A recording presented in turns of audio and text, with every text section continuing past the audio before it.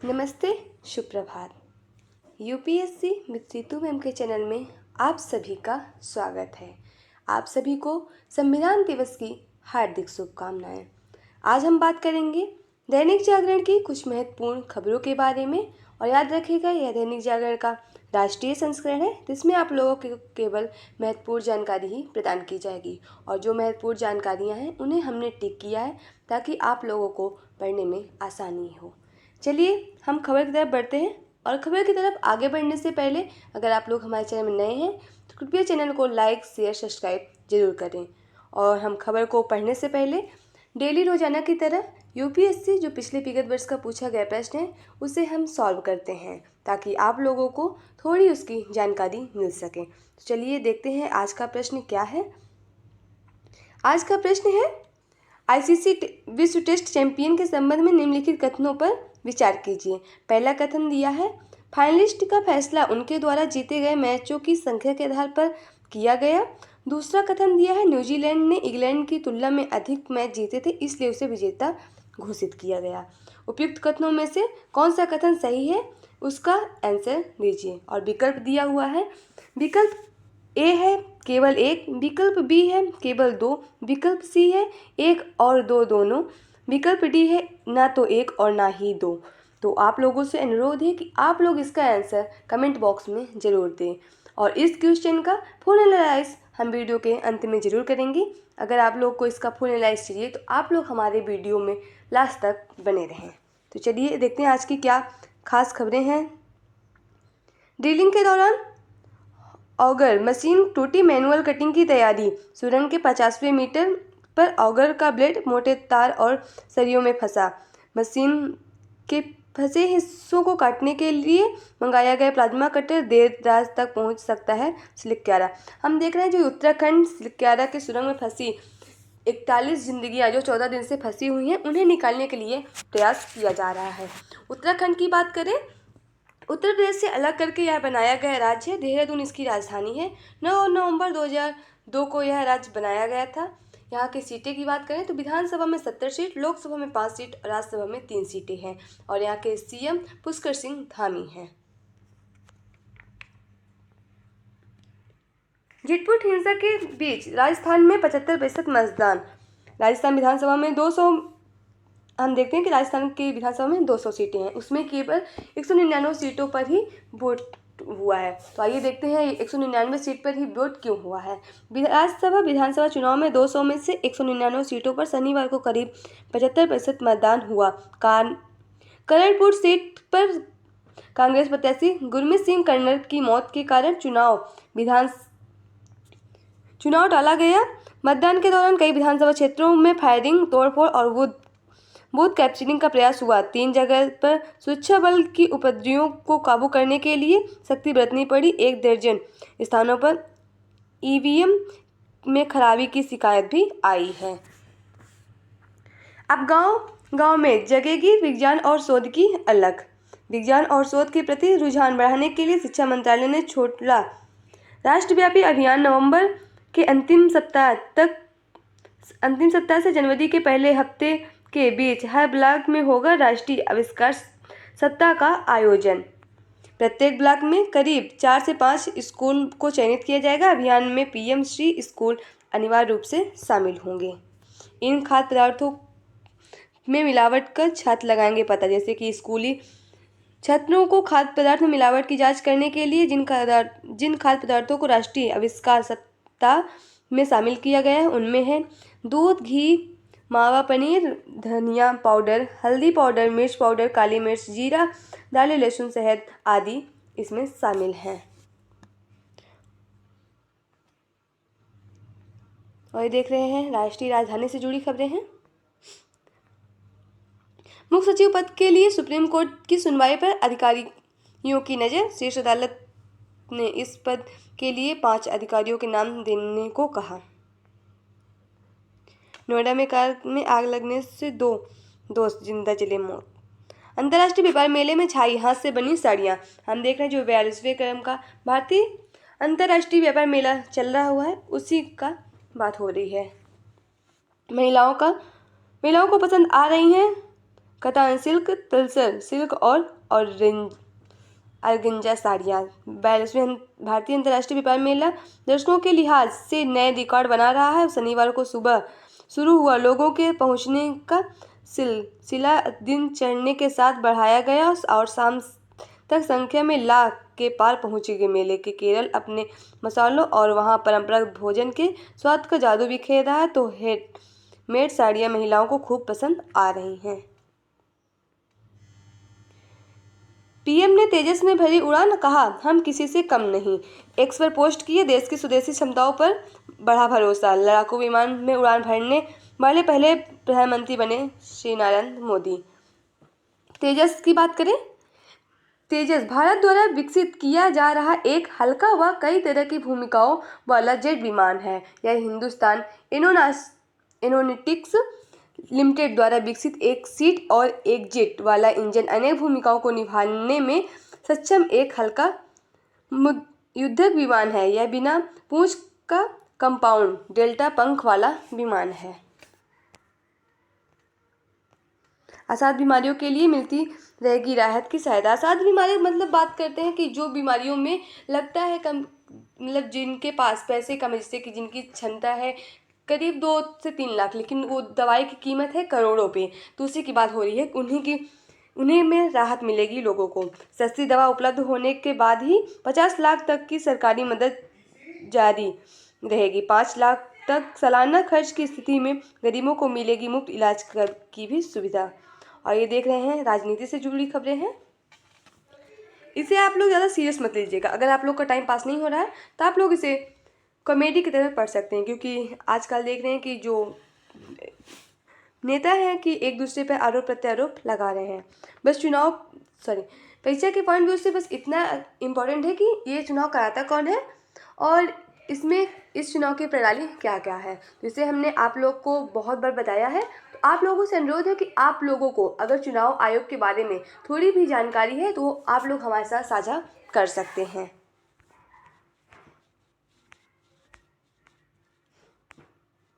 लक्ष्य के करीब पहुंचा आदित्य L1। सूर्य के रहस्यों का अध्ययन करने के लिए L1 की यात्रा पर निकला भारत का पहला सूर्य मिशन आदित्य L1 लक्ष्य के करीब पहुंच गया। भारतीय अंतरिक्ष अनुसंधान संगठन के अध्यक्ष एम सोमनाथ ने कहा कि आदित्य अपनी यात्रा के अंतिम चरण में है। आदित्य के लैंग्वेज पॉइंट 1 में प्रवेश करने की प्रक्रिया सतत जनवरी 2024 तक पूरी होने की उम्मीद है। अब हम बात करते हैं, ये इसरो के द्वारा लॉन्च किया गया था आदित्य L1। यह सूर्य पे जाने वाला भारत का पहला मिशन है। इसरो की बात करें, स्थापना 15 अगस्त 1969 को हुई थी। मुख्यालय बेंगलुरु में मिलेगा। भारत इसरो की फुल फॉर्म यानी उसका पूरा नाम भारतीय अंतरिक्ष अनुसंधान संगठन भारत की अंतरिक्ष एजेंसी है।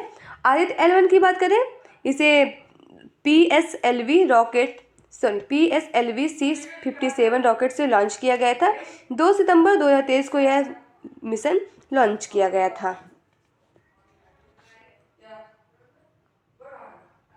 आइए देख रहे हैं रविवार विशेष दिया हुआ है, यहाँ से आप लोगों को थोड़ी मोटिवेशनल जानकारी मिल सकती है।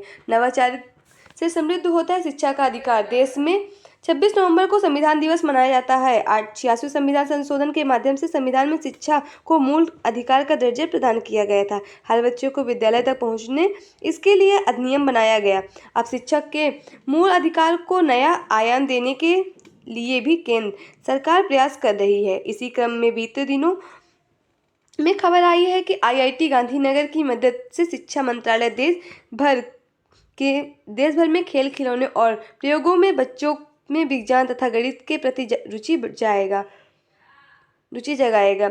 यह विचार राष्ट्रीय शिक्षा नीति 2020 का भी अहम भाग है। शिक्षा को रुचिकर बनाने में विषय बलवन में सहायता से जगह बना लेते हैं। पढ़िए देश की कुछ सरकारी विद्यालयों के नवाचार विज्ञान और गणित सहज बनाने की प्रेरक कहानियाँ। ये देखिए यहाँ पास कुछ कहानियाँ दी होती हैं, पढ़ लीजिएगा, काफ़ी इंपॉर्टेंट है। जैसे प्लास्टिक के कचरे से बनाई ज्ञान की प्रयोगशाला, और एक यहाँ दिया है मछली पकड़ो, विज्ञान पढ़ो और दुनिया बदलो।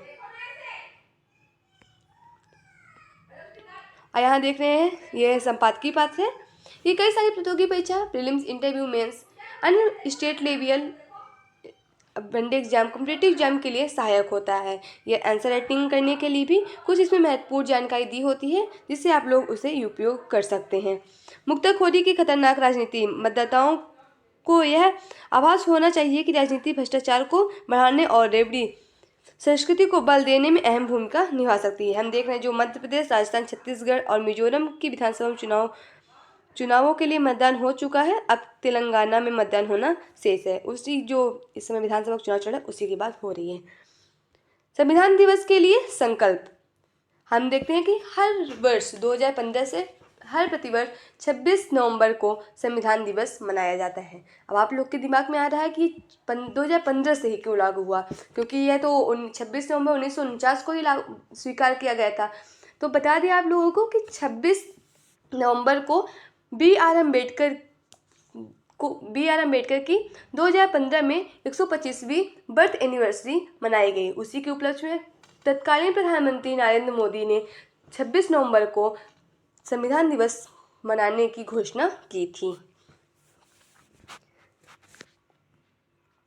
संविधान दिवस के पावन अवसर पर हम इस पहलू को लेकर गर्व कर सकते हैं कि हमने पिछले 7 दशकों की अनेक चुनौतियों के बावजूद संविधान में निहित गणतंत्र के मूलभूत सिद्धांतों के अनुरूप शासन चलाया है। स्वतंत्रता, समानता और बंधुत्व हमारे संविधान के ये मूल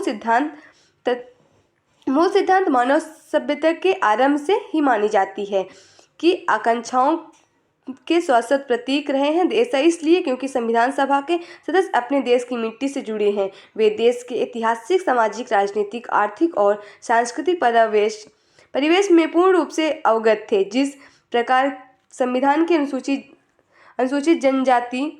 जाति और अल्पसंख्यकों के लिए विशेष रक्षोपाय किए गए हैं, राज्य के निर्देशक सिद्धांतों को समाहित किया गया तथा भाषा संबंधी प्रावधान भी शामिल किए गए हैं। उससे स्पष्ट होता है कि संविधान में हमारे समाज, संस्कृति से जुड़े मुद्दों पर गहराई के विचार किया गया है। यदि समय के साथ भारत की जनता व उनके प्रतिनिधियों के बीच संविधान की स्वीकार्यता और प्रासंगिकता बढ़ी, तो इसी कारण कि आरंभ से ही यह जनता द्वारा स्वीकार किया गया है। और हम बता दें, संविधान बनने में 2 वर्ष 11 माह और 18 दिन का समय लगा था। और यह संविधान विश्व के संविधान में सबसे लिखित और सबसे लंबा संविधान माना जाता है। असहमति निर्माण का राजनीतिक खेल, भाजपा की नीतियों या प्रधानमंत्री नरेंद्र मोदी से असहमति रखने वाले अनेक बुद्धिजीवी मौका मिलते ही उन पर वैचारिक हमला करने का अवसर नहीं चूकते, परंतु ऐसा करते हुए वह अपनी बातों को पूरी तरह से तथ्यों के साथ प्रस्तुत नहीं कर पाते। इसके पीछे उनकी मनसायन के प्रकार मोदी सरकार की छवि धूमिल करने का ही प्रयास रहता है, ताकि उसका लाभ विपक्षी दलों को मिल सके। लीजिए, इस तरह के मामलों को हमें समग्रता से समझने की आवश्यकता है। हम देख रहे हैं जो इस समय चुनाव चल ही रहा है और 2024 में केंद्र सरकार का भी चुनाव है, तो सभी नेता एक दूसरे का आरोप और प्रत्यारोप लगा रहे हैं एक दूसरे के ऊपर। 9 वर्ष में 20 गुना बढ़ा देश का मोबाइल उद्योग। हम देख रहे हैं जो मोबाइल का बड़ा उद्योग, उसकी बात हो रही है कि केंद्रीय इलेक्ट्रॉनिक्स और सूचना प्रौद्योगिकी मंत्री अश्विनी वैष्णव ने शनिवार को मोबाइल उद्योग के प्रतिनिधियों से मुलाकात की। इंटरनेट मीडिया एक्स पर पोस्ट के जरिए जानकारी देते हुए वैष्णव ने कहा कि भारतीय मोबाइल उद्योग ने तेजी से विकास का अनुभव किया। उन्होंने बताया कि बीते 9 वर्ष के दौरान घरेलू मोबाइल उद्योग के आकार में 20 गुना में वृद्धि हुई है। पिछले वर्ष 3.5 लाख करोड़ में मोबाइल फोन का उत्पादन हुआ है। हम बात करें 2014 से 15 में उत्पादन था 18.90% और 2022-23 में 3,50,000 के करीब पहुंच चुका है यह उत्पादन। जांच के बिना ही भारत को दोषी ठहरा दिया भारतीय उच्चायुक्त। कनाडा में उच्चायुक्त ने पूछा, यही कानून है? कनाडा के निज्जर की हत्या के मामले में भारतीय झंडा के हाथ में आरोप लगाया गया। हम देख रहे हैं जो कनाडा का खालिस्तानी हरदीप सिंह निज्जर की हत्या हुई थी, उसमें कनाडा ने भारत के ऊपर आरोप लगाया था। वही मुद्दा अब भारतीय उच्चायोग में पेश किया गया है, उसी में वो आरोप लगा रहे हैं।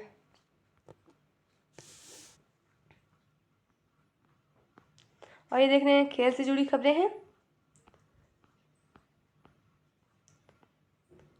विश्व के टॉप 10 धावकों में शामिल हुए सावन पारवल ने bank of China Hong Kong half marathon में शानदार प्रदर्शन कर देश का नाम रोशन किया। इस विश्व स्तरीय 5000 मीटर दूरी की हाफ मैराथन में सावन बरवाल ने 10वां अंक प्राप्त कर अपनी प्रतिभा का लोहा मनवाया। इसके साथ ही वह एशिया के पहले धावक बन गए जिसने विश्व स्तर की हाफ मैराथन में टॉप 10 में स्थान बनाया। कीनिया, इथियोपिया आदि के धावकों को कड़ी टक्कर देते हुए उन्होंने 5000 मीटर की हाफ मैराथन को 1 घंटा 6 मिनट और 10 सेकंड में पूरा किए। और यहाँ परीक्षा के बारे में भी उससे भी जुड़ी कुछ जनरल नॉलेज की खबरें दी रहती हैं, पढ़ लीजिएगा। भारत की संविधान सभा में भारत के संविधान को अपनाया गया है। 1949 में आज ही भारत के संविधान सभा में भारत के संविधान को अपनाया गया। 26 जनवरी 1950 को लागू किया गया। संविधान सभा की स्थापना 1946 में कैबिनेट मिशन की योजना के तहत की गई थी। संविधान की मूल पांडुलिपि पत्र शीट पर लिखी गई थी जिसका वजन 3.75 किलोग्राम था। बर्फीला माउंट एटाना उगल रहा है लावा। यूरोपीय देश इटली के भूमध्यसागरीय द्वीप सिसिली में बर्फ से ढके माउंट एटाना ज्वालामुखी फिर फूट रहा है। इसके साथ ही खूब लावा उगल रहा है। शनिवार को ऐसा दृश्य दिखा। यह यूरोप का सबसे सक्रिय ज्वालामुखी है तथा समुद्र तल में इसकी ऊंचाई लगभग 3350 मीटर है। तो यहाँ कुछ फिल्म से जुड़ी खबरें रहती हैं, अगर आप लोग को इंटरेस्ट हो तो पढ़ लीजिएगा। और आपकी आज की दैनिक जागरण की राष्ट्रीय संस्कृत खबरें यहीं समाप्त होती है। अगर आप लोग को इसमें से थोड़ी सी भी जानकारी मिलती है तो आप लोग हमारे चैनल को लाइक, शेयर, सब्सक्राइब जरूर करें।